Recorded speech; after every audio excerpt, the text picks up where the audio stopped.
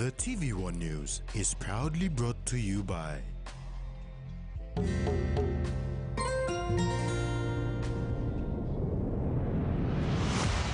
BSP, our bank, our people.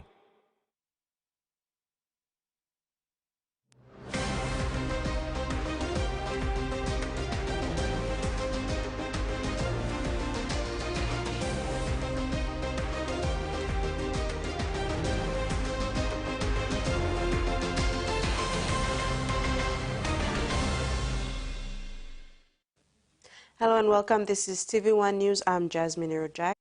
And I'm Maricela Kelaton with the Sports Desk.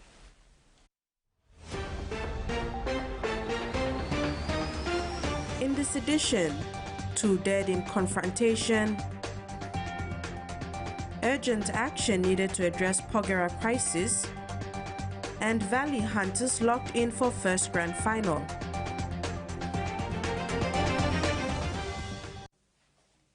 Kidney disease is one of the most pressing health issues in the country. It is being tackled through the partnership between the P&G Kidney Foundation and the Port Moresby General Hospital.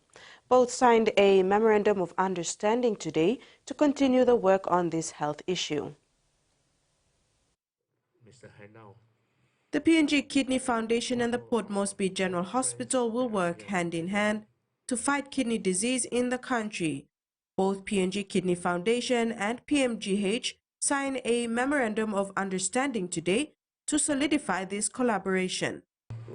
Today's MOA signifies a strategic and collaboration effort to tackle one of the most pressing health issues on our country, including prevalence of the kidney disease and the increasing demand for dialysis treatment.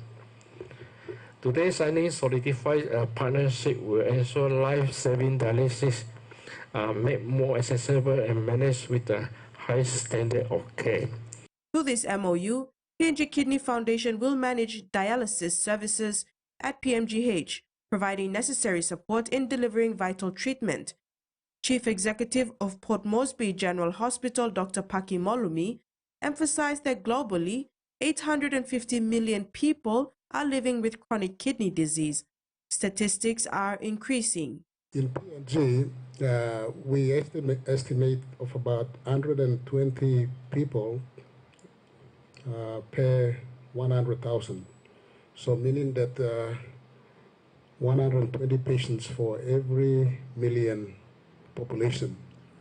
So if we look at a population of 10 million people, there are 12,000 people living with chronic kidney disease each year in P&G. Molumi acknowledged the P&G Kidney Foundation for establishing the kidney dialysis treatment. So at PMGH, our current situation is that with those issues at hand, we've worked together with our partners from the National Fisheries Authority to establish the kidney dialysis unit at Port Moresby General Hospital. So we commissioned this kidney dialysis unit in January this year, 2024. And so far, 500 dialysis sessions have been delivered on those 2 missions. And thanks again to Kidney Foundation for the support, technical support to make sure that we operate these machines, because PMGH does not have the capacity to run the reverse osmosis plant, service maintenance of the machines, and of course some staff as well. Through this partnership, PMGH is looking towards decreasing the number of chronic kidney disease cases in the country. For 2 years, the Madang Provincial Health Authority had no board in place to oversee its administration. After much protest to the Minister for Health and the government, the hospital has been established. Yesterday, members of the board were welcomed, with Dr. Sammy Thomas as the newly appointed Acting Chief Executive Officer. The Madang Provincial Health Authority is led by Dr. Sammy Thomas, Acting Chief Executive Officer. Dr. Thomas and members of the board were welcomed yesterday. Dr. Thomas urged the board members to hit the ground running and address all outstanding issues that have accumulated over the past 2 years. The board, public good, it must come past. We hit the ground running. That's what our experts work. Same time, everything must function. One runner work, not runner work. No. There's no way to work that way. That's why we say in health services, we hit the ground running. Time you hit the ground, you must start growing now. You know, build up. There's no build up in health services. It must start like that. The point of start is the point of start. That's how it happens. Madang's Deputy Provincial Administrator Corporate Division, Dick Moiga, welcomed the new board members. He challenged the new board and Dr. Thomas to elevate the standard of Modilon General Hospital with specialist doctors and better facilities. He said the Madang PHA must ensure that Modilon Hospital, a teaching hospital, must once again thrive among other hospitals in the country. It's human factors that break down systems and processes. It's human factors that make it successful. We need to work. We need to work. We need to put our differences aside and we need to work. You have to get Madang to a new level. We are competing with every other PHA in the country. Madang is an institution that has a training hospital. It is a training hospital. It is a plus to the hospital itself and to the province. We also have specialist doctors in the hospital here, which is a plus to this hospital. Can we build on those, what we have already? Can we build on that with the guidance of the board, with the guidance of the new CEO? Can we build it and take it to the next level? That is the challenge that we have in front of us right now. Dr. Figa Boga, Hospital Board Chairman, ensured that the board will initiate timeframes to all its agendas to ensure better outcomes. Dr. Boga said he would also like to see district health centers stopped to function so that Modilon Hospital is reserved for major cases and referrals. He wants all district development authorities to sign MOUs with Modilon Hospital so that a budget is captured in the DDA for health. Porgera District was the first to sign. Dr. Boga also called for a training and successive plan, infrastructure and development, accommodation, internal revenue generation to elevate Modilon's stature. The hospital is in dire need of medicine after the Lay medical store was burnt down. A meeting will be held to discuss setting up a medical store in Madang. There are angels from heaven. Attitude is the single biggest factor towards success or failure. Mito kontak acting CEO ini sesampai ini building storehouse beli medical store.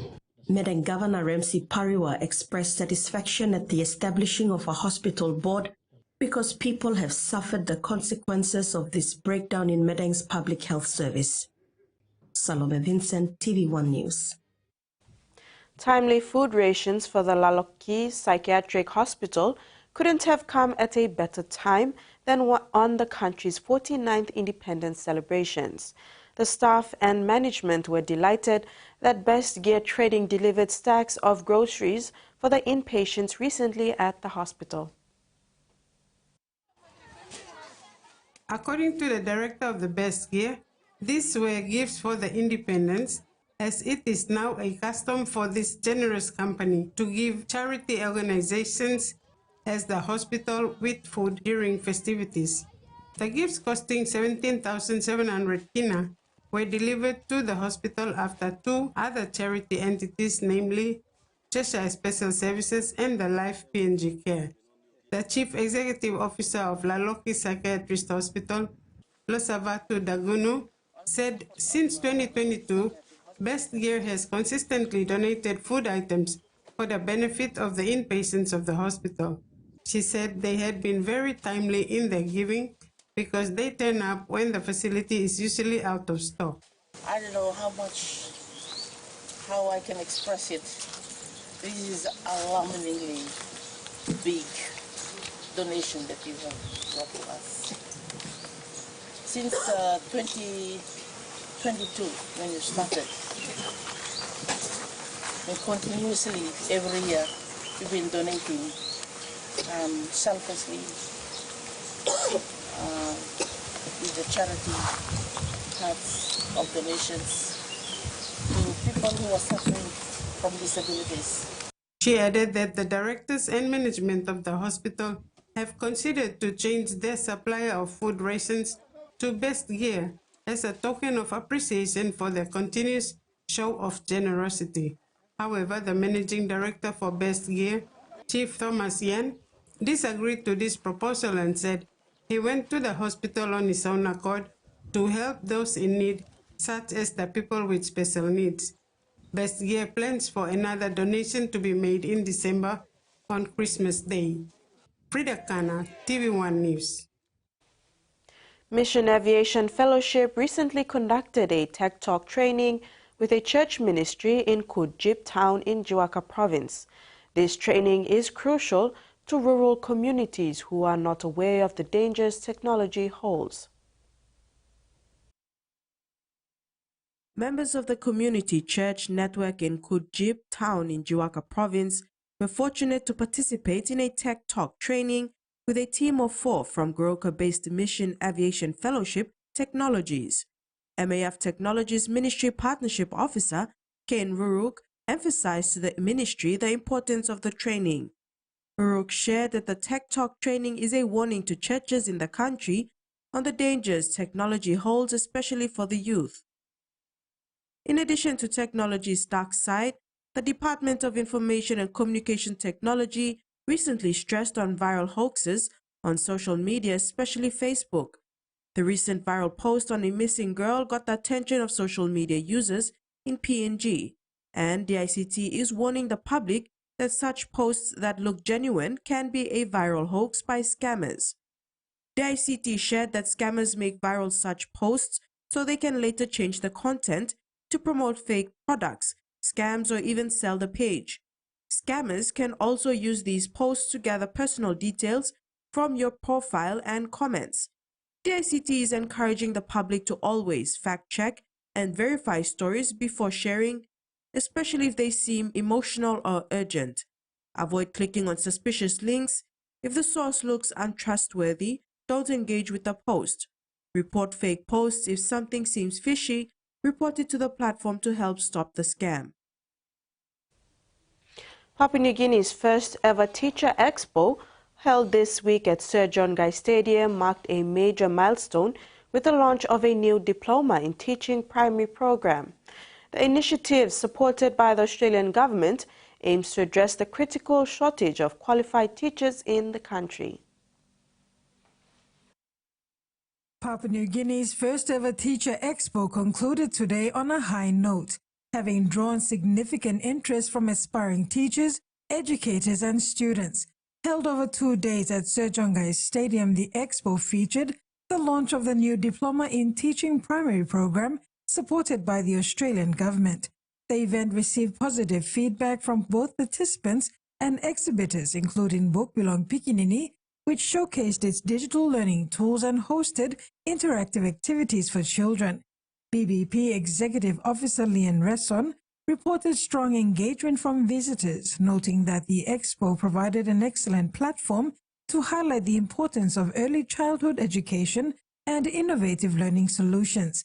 A good number of teachers, and that is why we're here to let them know that we are here and we've developed this. All the resources have been developed in-house by ourselves, and this is from years of observation of our own children who attend our learning centers and from the teachers as well. So based on these observations and those needs, we have developed these resources. So a similar interest from all the educators, all the teachers who passed through our booths yesterday and today.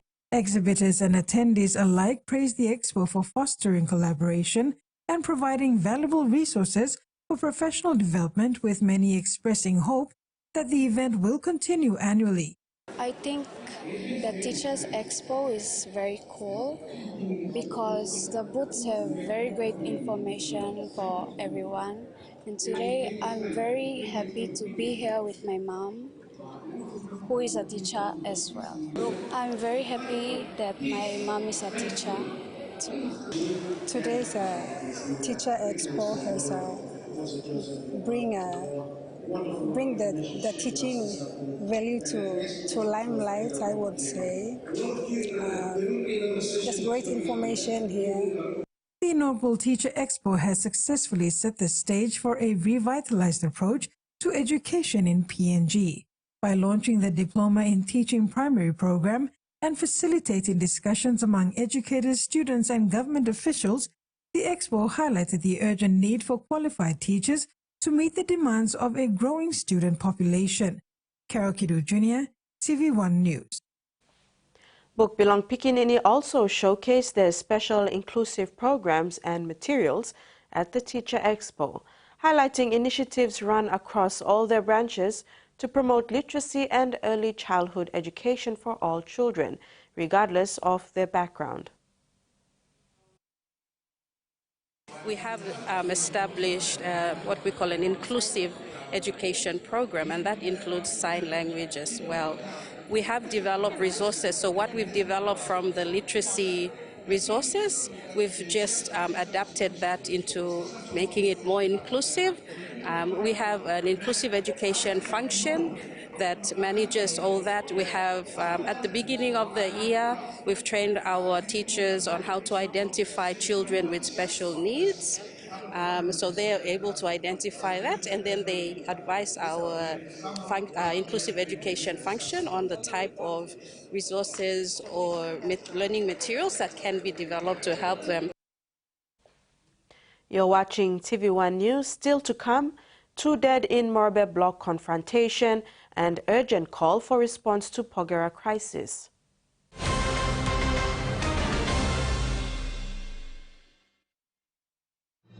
Experience a convenient and smarter way to do your banking with BSB Mobile Banking. You don't have to leave the office or your home to pay for bills. You can view your account balance, transfer funds, top up phone credits, or purchase Easy Pay units wherever you are. Visit your BSB branch today to register now for BSB Mobile Banking. BSB Mobile Banking, the smarter way to bank.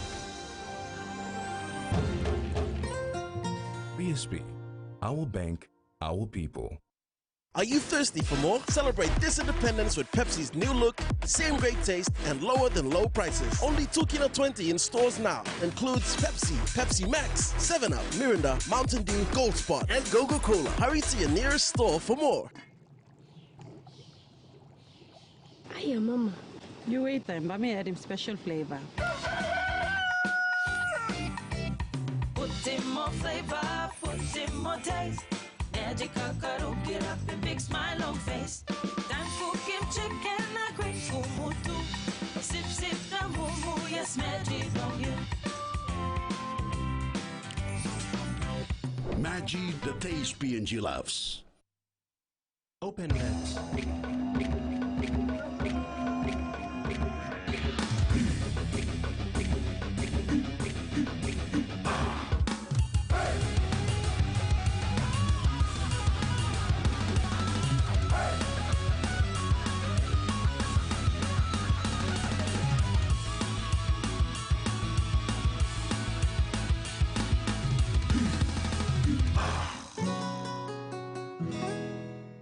He says the best Hunters players come from his region.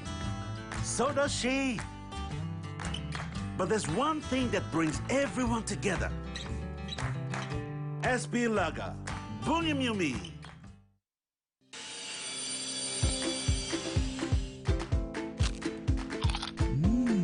Right across the nation, we eat snacks crackers.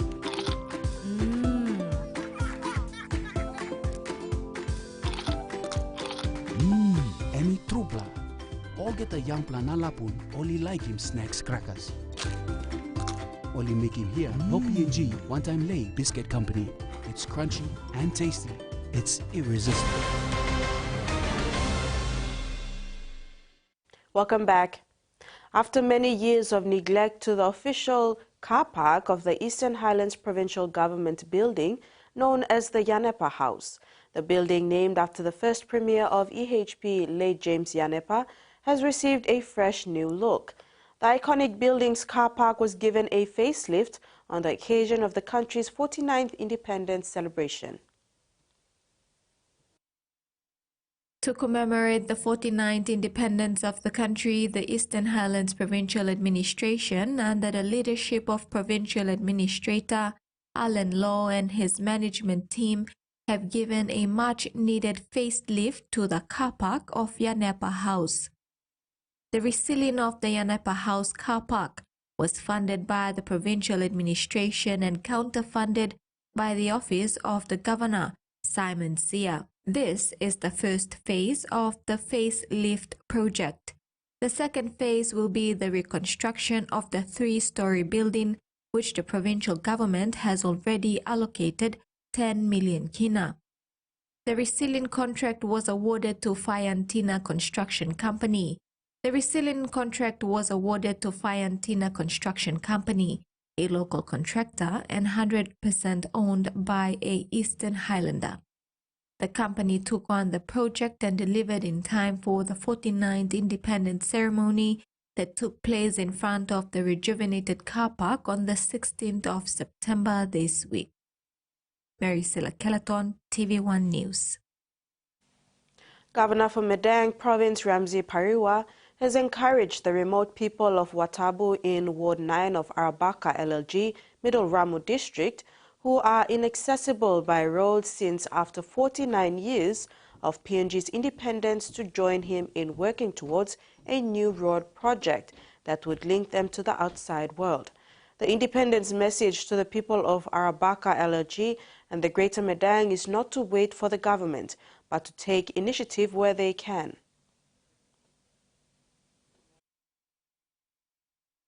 The independence message that Ramsey Pariwa has left for his people of Madang is to take initiative and help themselves where they can, instead of waiting for government intervention.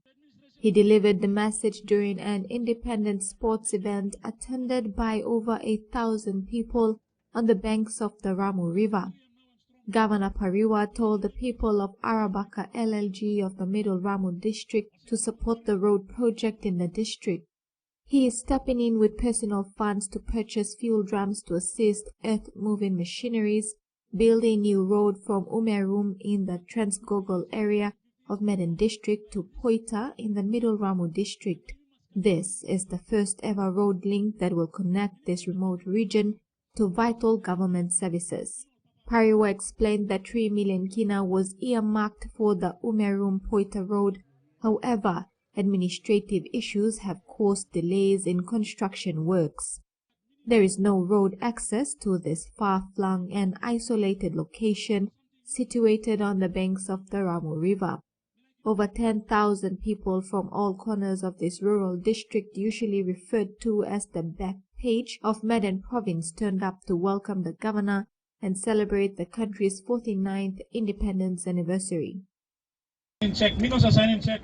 So was law giving me power to sign him check. Me was sign long time yet. I plan I mila to call Sam. And no losing thing lo middle Ramun na you will get all marang. Tomorrow by me look man. That's all now by me taking first step of faith. Now you me put in first action now. And back on the finishing. Pariwa challenged leaders and young people to contribute meaningfully to bring about the development to the masses. He went on to present 5,000 kina in cash at Watabu and made a commitment of 50,000 kina for administrative support to Dibu Primary School in Ward 9 of Arabaka LLG. Mary Silla Kelleton, TVWAN News. In a pressing call to action, the CSO-led Coalition for the Convention on the Elimination of All Forms of Discrimination Against Women, or CEDAW, has urged the government to address the escalating humanitarian crisis in Porgera Enga Province. In a press conference today, key representatives from the coalition highlighted the devastating impact of recent violence, displacement, and a lack of essential services on the local population, particularly women and children. There is a call by the Convention on the Elimination of All Forms of Discrimination Against Women to address the ongoing humanitarian crisis in Porgera Enga Province. The call was made during a press conference today and featured prominent speakers including Ruth Kisam, President of Advancing PNG Women Leaders, Lucille Paru, Executive Director of the Papua Native Landowners Association, and Shirley Cooper of Magna Carta PNG. Each speaker brought attention to the severe conditions faced by communities in Porgera, where ongoing conflict has led to widespread displacement and significant loss of life, with estimates ranging from 20 to 50 fatalities. Cooper emphasized the dire situations, stating that the absence of government services has exacerbated the suffering of the communities, women and children are bearing the brunt of this crisis, and urgent action is needed to restore essential health care, education and security. This is the call to them that they already knew that access to Porgera actually reduced when we have the Mulitaka disaster. And there were not enough adequate services into Porgera. And then we have this tribal issue. So if we can see from that perspective and that point of view. So we are calling now on the relevant government stakeholders. She noted that many women have been left vulnerable with reports of increased gender-based violence, including rape and sexual assault, surfacing in the aftermath of the violence. The women discussed the infrastructure challenges posed by recent landslides that have blocked access to vital aid. The destruction of roads and essential facilities has hindered humanitarian efforts, leaving many without shelter or access to basic services. She stressed that there is a must to find ways to deliver aid effectively, even in these difficult conditions. But getting that information on ground out is how we are trying to put the statistics forward to our government, to stakeholders, to take that action to have people evacuated out of the area. Ruth Kissam highlighted the lack of data collection due to non-operational health facilities, which has made it difficult to assess the full extent of the crisis. We can't keep on playing the blame game. Barry can't say that it's the government's duty. The government can't say that it's the provincial government's duty. Because at the end of it, it's the people that are paying the price. So do something, open up the road, do something for the people in Porgera. The coalition called upon New Porgera Mine Limited to adopt a rights-based community development model that prioritizes the needs of the affected communities, particularly women and children. She said the mine has the potential to be a positive force for change and must ensure that the voices of the community are central to decision-making processes. Carol Kidu Jr., TV1 News. The CSO-led Coalition for CEDAW has called on Christian organizations and churches to take a more active role in relief efforts in Porgera, emphasizing their critical involvement in addressing urgent social issues during this humanitarian crisis.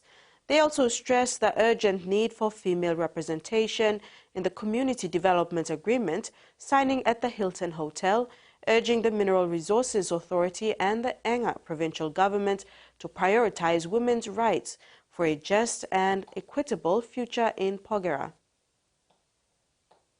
Conflict following it, we need women who can be able to make decisions when it comes to conflict. So put them in the position where they can be able to speak on behalf of other women. We are only speaking generally for Mosby. We are not from Porgera that we can sit on those tables.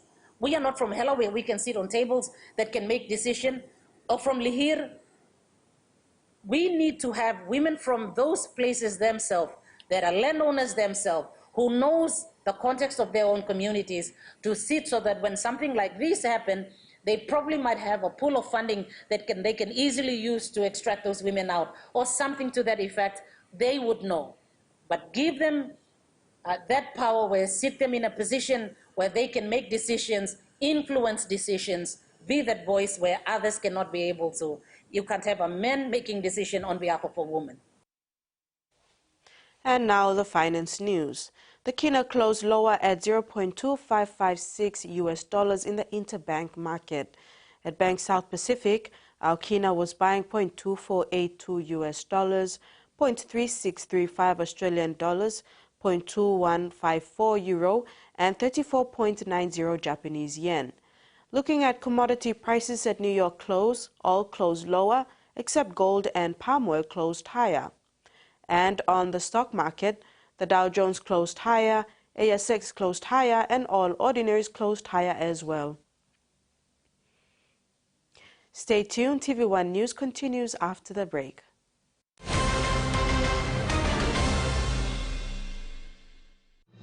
Experience a convenient and smarter way to do your banking with BSB Mobile Banking. You don't have to leave the office or your home to pay for bills. You can view your account balance, transfer funds, top up phone credits, or purchase Easy Pay units wherever you are. Visit your BSB branch today to register now for BSB Mobile Banking. BSB Mobile Banking, the smarter way to bank. BSB, Our bank, our people. Are you thirsty for more? Celebrate this independence with Pepsi's new look, same great taste, and lower than low prices. Only $2.20 in stores now. Includes Pepsi, Pepsi Max, 7-Up, Mirinda, Mountain Dew, Gold Spot, and Coca-Cola. Hurry to your nearest store for more. A true champion is measured by their courage, their determination, and their passion to never give up and to always keep trying.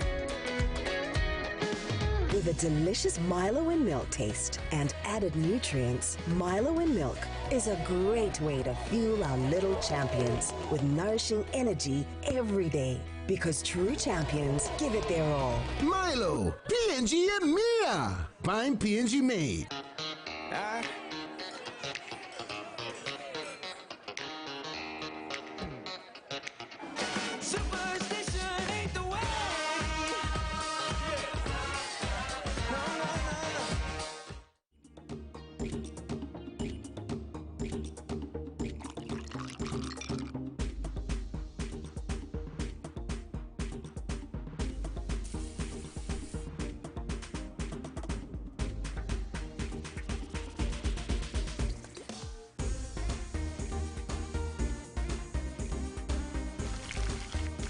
More clean, more sweet. Flame natural white sugar. Make more. Scale Rise brings to you some Scale Indie vibes this independence. Cashing out a total of 300,000 Kina in prize money around PNG this independence. 4 fortnightly draws, 75 fortnightly winners, 300 total Scale Rise winners, and 1,000 Kina Scale Indie prize for every Scale winner. Here's how to enter the promotion. Buy any Scale or Ori Rise product, write your full name and contact details on the back of the store receipt, drop your entry into the entry box in store. For more information, either check in store or follow us on our Scale Rise PNG page. Terms and conditions apply. Scale Rise, and buy you like it. Welcome back. Turning abroad, French police shot and killed 2 men in New Caledonia on Thursday, stoking tensions with pro-independence groups days ahead of a public holiday marking France's annexation of the Pacific archipelago. The pro-independence FLNKS described the deaths as barbaric and humiliating methods and called for an independent investigation. The shootings bring the number of deaths in the Pacific territory to 13 since unrest began in May over French government changes to a voting law that indigenous Kanak people feared would compromise their push for independence. The men were killed in a confrontation between French gendarmerie and Kanak protesters in the tribal village of St. Louis, a heartland of the independence movement near the capital Nome. Public prosecutor Yves Dupas, in a media statement, said the police operation was to arrest suspects for attempted murder of officers and for armed robbery on the St. Louis Road, with nearly 300 shots noted in recent months. In recognition of the role the Primary Health Network plays, a new federally funded pilot program is launching in the ACT to support GPs on the front line to recognize and respond to domestic and sexual violence. It's hoped the program will mean safer avenues for support for survivors. Dr. Yanepa Haus seeking help to escape a violent relationship was hard. Can't you just forgive him? Can't you just get over it? It really does leave an impression that you're not worthy, that your problem isn't big enough to tackle. A decade on, the impact of those words still lingers. Second guess, delay things, not do things, really put it to the back of my mind because it's too hard to deal with. Now a GP, Dr. Hutchison is part of a 2-year pilot program intended to teach doctors to recognise and respond to domestic, family and sexual violence, and then refer their patient to a support service. We know that for many victim survivors, often the first person they may speak to about the violence that's occurring is their GP or an allied health worker. It's estimated a GP sees at least 5 women a week who have been victims of intimate partner violence in the past 12 months. The federal government is putting $4.3 million into the ACT program, out of a total of $45 million that's funding others like it around the country. The pilot will be run by the Domestic Violence Crisis Service and the Canberra Rape Crisis Centre. For many people, a GP is a constant source of connection and is a legitimate source of connection, particularly those who may be experiencing significant amounts of coercive control or technology stalking and the like. Both doctors and the support services warn this program could add extra pressure on already strained services. It's not actually helping to buffer the backflow into the service sector. But all agree new approaches need to be tried. Fiji's opposition MP Ketan Lal says he has continued to receive countless heartfelt messages from Fijians who are deeply saddened and disappointed by the recent statement by the Mercy Commission on pardoning the leader of the 2000 coup, George Speight. In a statement, Lal said this decision has reopened old wounds for those who suffered loss, whether it be family, livelihoods, business, or needed to leave our beloved country for safety back in those days. Meanwhile, Independent Member of Parliament Mosese Bulitavu believes that Ilikini Naitini, commonly known as George Speight, has served his time and his release is a breakthrough in the right direction.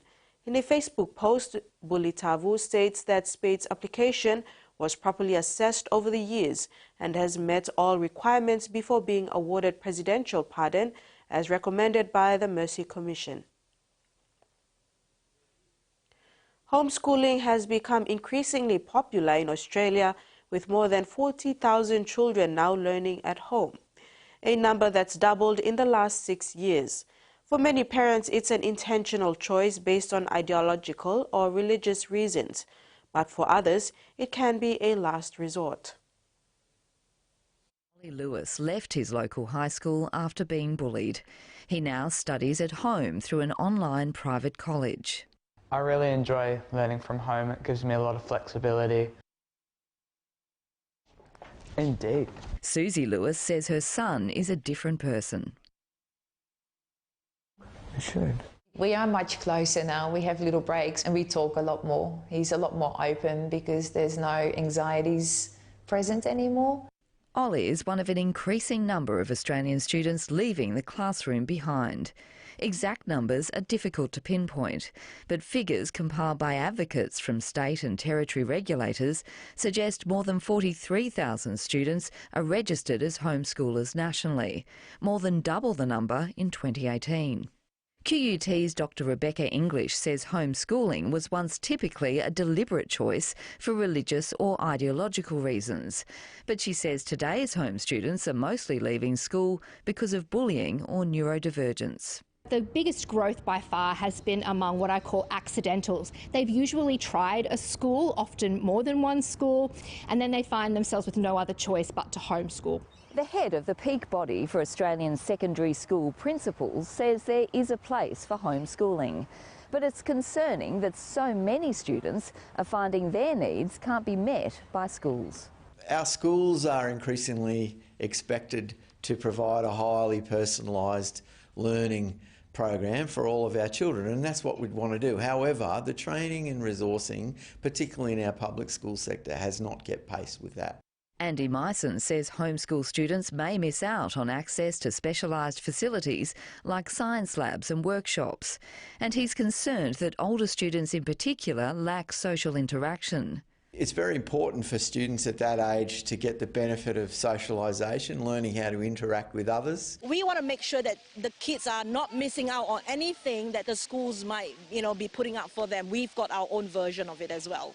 Vicky Wong continued homeschooling after the pandemic because she found her children were thriving.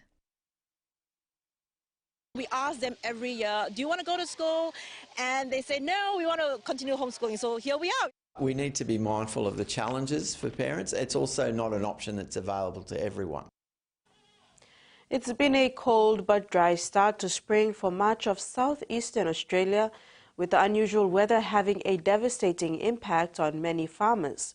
A multi-day frost event this week has damaged grain, fruit and legume crops, and a series of sub-zero evening temperatures has many farmers worried.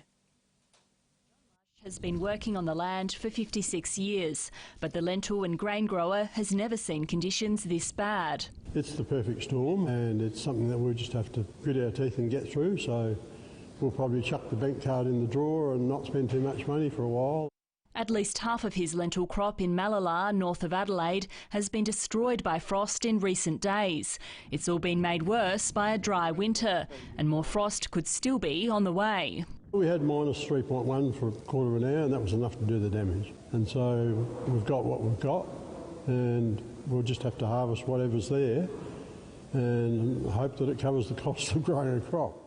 For fifth-generation Barossa grape grower Adrian Hoffman, his week has gone from bad to worse. Where I was a little bit hopeful that we were only sort of 50% hit on Monday, it looks like 100% of our vineyard has been affected in some way. He predicts between 60 to 70% of his grapes will be binned, and the full extent of the damage won't be revealed until harvest. Here in the Barossa Valley, grape growers are counting the economic and emotional cost of the unseasonable frost.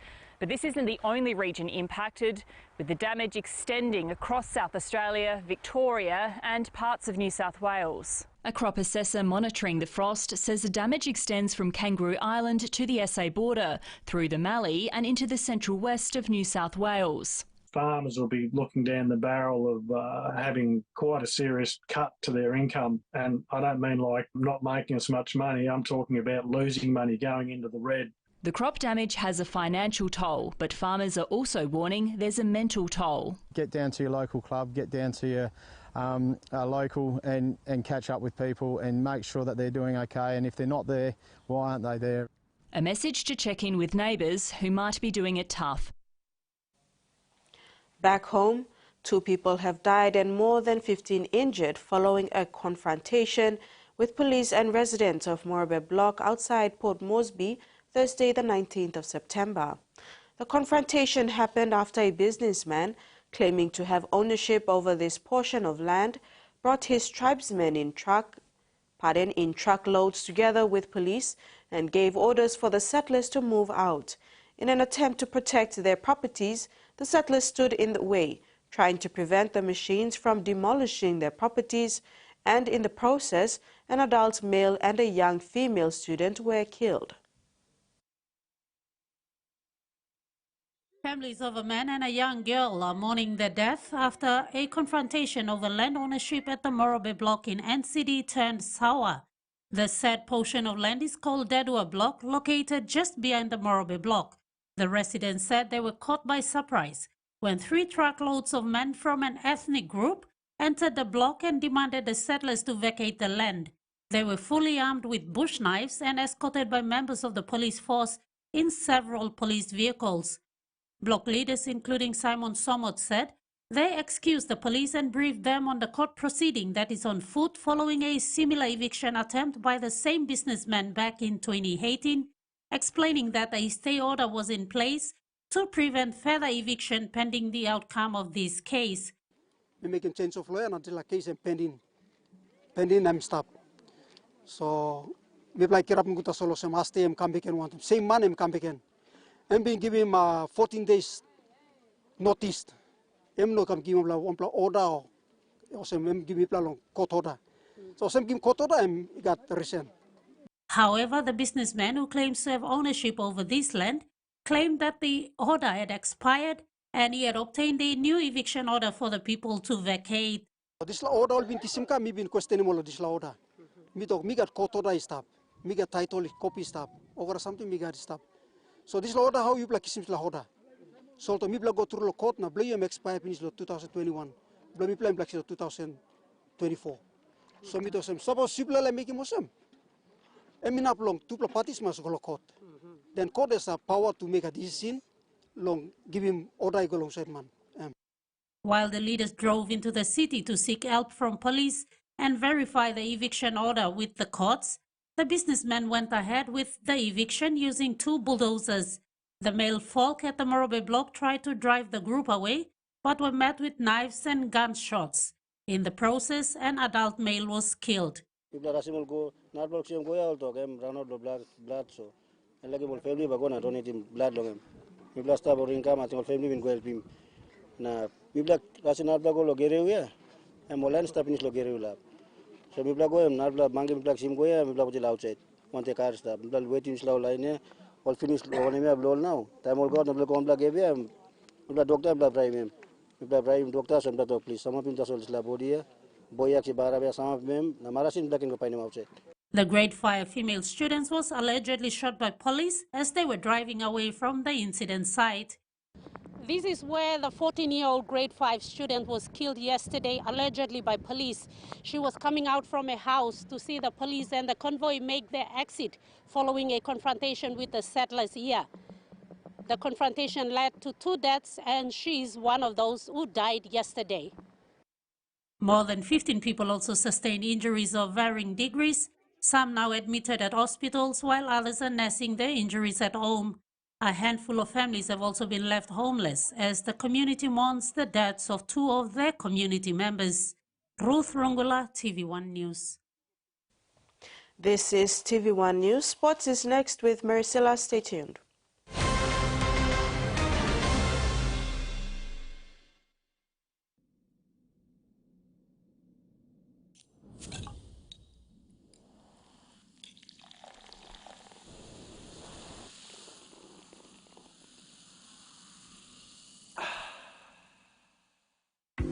Beauty is my business, but beauty sure is a tough game.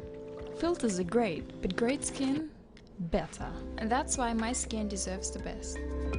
So I choose self-care, soaps that gently nourish my skin, resulting in a radiant look, made with tropical ingredients. I trust self-care from City Pharmacy, so bring it on! My skin is ready and so am I.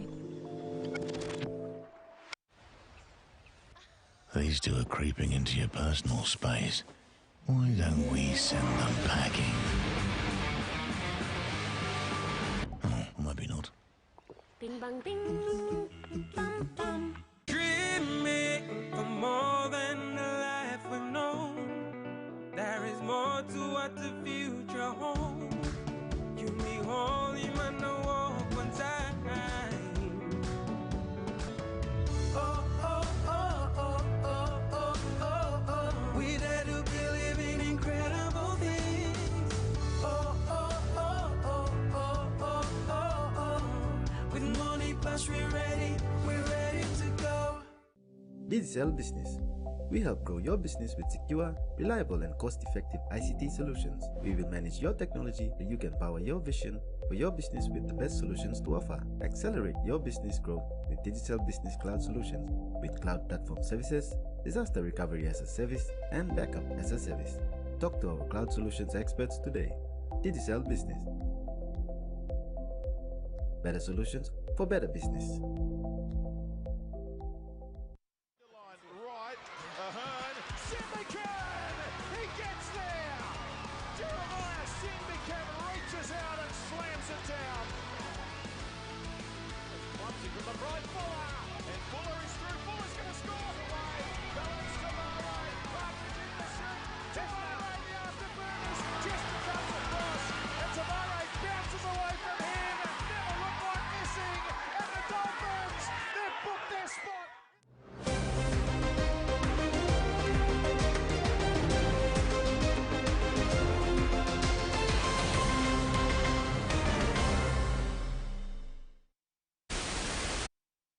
For staying with us.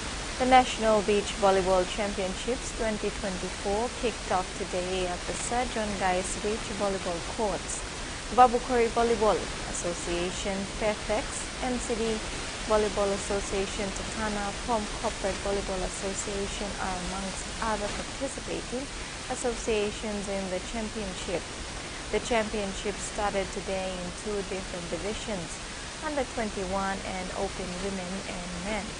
The Under 21 team started their championship in the morning before the Open teams joined the courts in the afternoon. This is to give time to those working players. The competition started on the high note today with some exciting shootouts on the courts. The tournament ends Sunday, 22nd September.